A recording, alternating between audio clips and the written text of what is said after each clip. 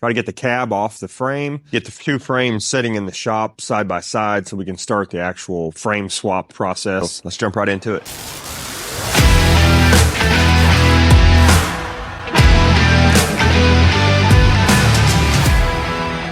Okay, so to get this frame loose, we're going to have to start taking loose the things that connect the chassis to the body. So like brake lines, steering, wiring, coolant, AC lines that go to the truck.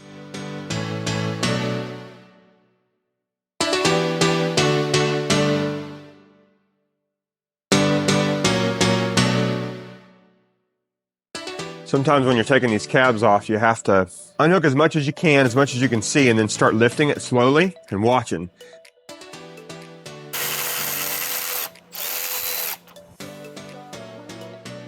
I think it's time to raise the truck back up in the air, start taking the cab bolts loose, checking for ground wires. 6 bolts will hold the cab on.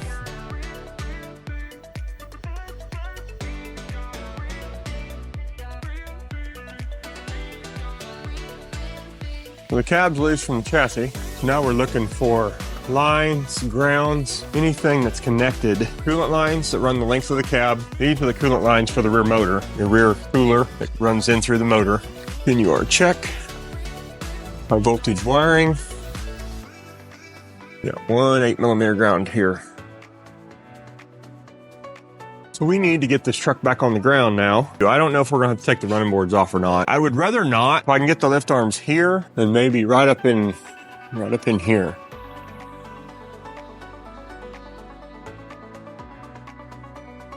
We're on there. That'll sit there. Probably got to move this battery. I think we'll put the battery back under the lift when we get, so we can do chassis work.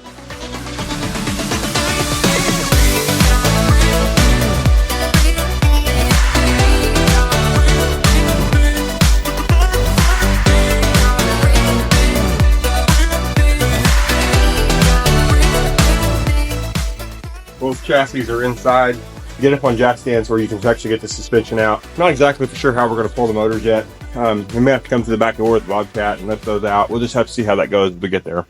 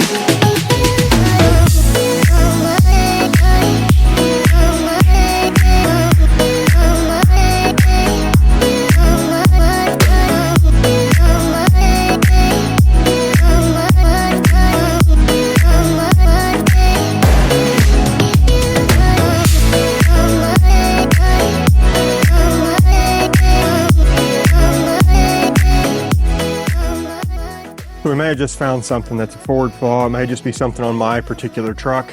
I just found a coolant line from the factory that I had not touched. The clamp was pointed into the line. This line was laying right underneath here like that.